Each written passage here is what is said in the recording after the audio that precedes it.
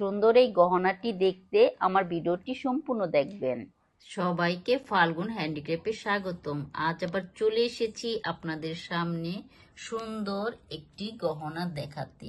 সুন্দর এই গহনাটি তৈরি করা হয়েছে বিভিন্ন রকম বিডস দিয়ে, আর সাথে মার্বেল স্টোন এবং মিনাকারি সুন্দর লকেট দিয়ে।